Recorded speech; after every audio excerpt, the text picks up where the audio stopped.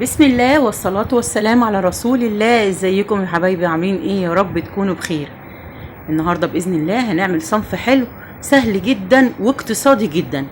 هنعمل بسكوت السمسم او قرص الافران المقرمشة الجميلة اللي كلنا والاطفال وكلنا بنحبها. هنعملها بطريقة سهلة بسيطة جدا، كوبايتين دقيق وهنعمل بيهم الجمال ده كله. يعني الطبق اللي انت شايفاه ده كله بكوبايتين دقيق بس. سمي الله وانزلي اشتركي في القناة، حطي لايك وتعالي بسرعة عشان نتابع مع بعض هنعمل ازاي البسكوت الجميل ده. شايفة مقرمش وجميل ازاي؟ والسمسم بتاعه كمان زي ما انت شايفة كده، يعني مش بيقع منه وحاجة في منتهى الجمال. تابعي معايا التكات وبإذن الله هتقومي تعمليه حالا. المكونات بتاعتي: اول حاجة كوباية الا ربع من السمنة زي ما انت شايفة كده بدرجة حرارة المطبخ، كوباية الا ربع. هنضيف عليها كمان حوالي نص كوباية من السكر البودرة زائد معلقة كبيرة. كمان ممكن لو عايزة تخليها كوباية الا ربع مفيش مشكلة خالص، بس هي كده يعني كانت بالنسبة لي حلوة جدا. هنحط عليها ورقتين من الفانيليا، وحاولي تستعملي الفانيليا البودر ما تستعمليش السايلة لانها بتغير الطعم بتاع المعجنات. هنقلب بقى الكلام ده كله مع بعضه لحد ما اللون يفتحها كده والسكر يدوب مع الزبدة. السكر دوت سكر مطحون، حتى لو حطيتيه سكر حبيبات بس يكون ناعم وابيض. في سكر بيبقى ناعم خالص لو انت مش عايزه تطحنيه، لكن المطحون ده بيسهل عليكي انك انت تضربي بالمضرب الكهرباء، يعني تضربيه بايدك كده بالمضرب السلك، حلو جدا وبيدوب بسرعه. بعد كده هنضيف عليهم بيضه برضو بدرجه حراره الغرفه عادي.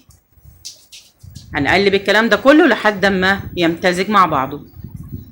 بعد كده هنبدا نضيف الدقيق بتاعنا. دي اول كوبايه زي ما انت شايفه كده، نفس الكوبايه اللي انا بعاير بيها المعايير، هي كوبايه واحده، مش بغير الكوبايه اللي بعاير بيها المعيار بتاعي، هي اللي عايرت بيها الزبده وهي كمان اللي عايرت بيها السكر.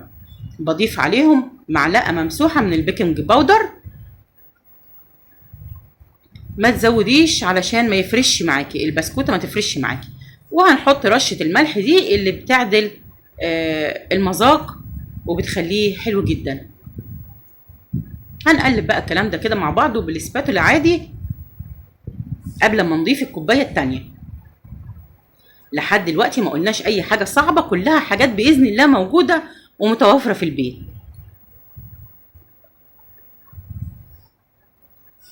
بعد ما قلبنا بقى هنضيف الكوبايه التانيه، برضو نفس الكوبايه اللي احنا عايرنا بيها الكوبايه الاولى وكل المكونات بتاعتنا اهو زي ما انت شايفه كده. هنحطها ونبدا ننخلها عشان ما يبقاش فيه اي تكتلات من الدقيق. تمام كده نخلناها. هنضيف بقى على الكلام دوت معلقتين كبار من الدقيق، يبقى كوبايتين كبار ومعاهم كمان معلقتين كبار.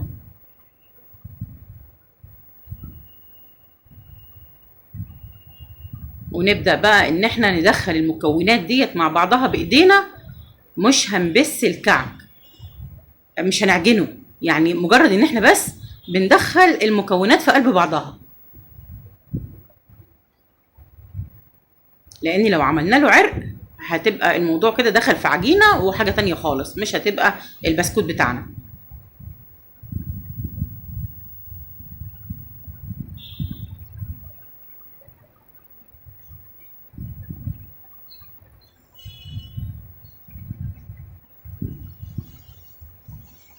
نبدأ بقى ان احنا ندخل المكونات كده بايدينا زي ما اتفقنا. لو لقيناها هنعمل تجربة طبعا للعجينة بتاعتنا، هنكورها وهنحاول ان احنا نعمل القرصة بتاعتنا او البسكوتة بتاعتنا. لو لقيناها مشققة يبقى كده هنضيف لها معلقتين من المية لحد ما العجينة تظبط معانا. وطبعا السوائل ديت يا جماعة على حسب حجم البيضة اللي احنا ضفناها بتختلف، ومن نوع دقيق للتاني كمان. كده زي ما انت شايفة العجينة بتاعتي كويسة جدا. لو لقيتها مشققة ممكن اضيف لها زي ما قلتلك معلقتين من المية. لحد ما تتظبط معاكي. هنبدأ بقى نشكل الكمية بتاعتنا. الأول هنسيبها ترتاح شوية لحد ما نحضر السمسم.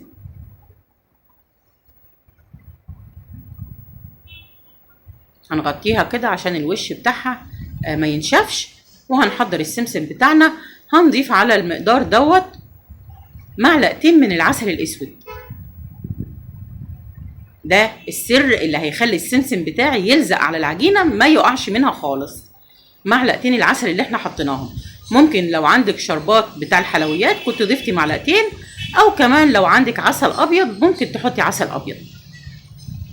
انا عشان ازود القيمة الغذائية بتاعتها حطيتهم معلقتين من العسل الاسود، لان الولاد عندي مش بيرضوا ياكلوه مباشرة يعني، فبحاول ان انا اضيفه على المعجنات والحاجة اللي انا بعملها.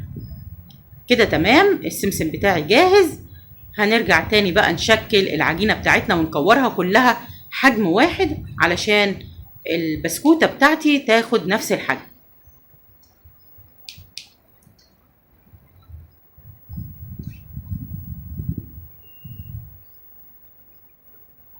نكور بقى الكمية كلها وهوريكي ازاي هنعملها. وبعد كده نحطها في الفرن. مش هتاخد في الفرن اكتر من 10 دقايق وهتبقى في منتهى الجمال. بصي بتعمليها على ايدك كده بتاخد شكل البسكوتة المدورة، وبعدين تكملي على السمسم فردها. السمسم بيلزق عليها. بعد كده بتاخديها ترصيها في الصاج وخلاص. شايفة مفيش اسهل من كده، في منتهى الجمال. وطعمها كمان حلو جدا. والله عملتهم تقريبا ما فضلش منهم حاجة لتاني يوم. يعني الولاد بسم الله ما شاء الله كلوهم كده وهم قاعدين. نخلص بقى الكمية وندخلها الفرن زي ما انت شايفة كده. وكده يبقى انتهى البسكوت بتاعنا النهاردة. ولو عجبك ما تنسينيش في اللايك والشير والسبسكرايب وتفعيل جرس الإشعارات بإذن الله يوصل لك كل جديد. شكرا لكم والسلام عليكم ورحمة الله وبركاته.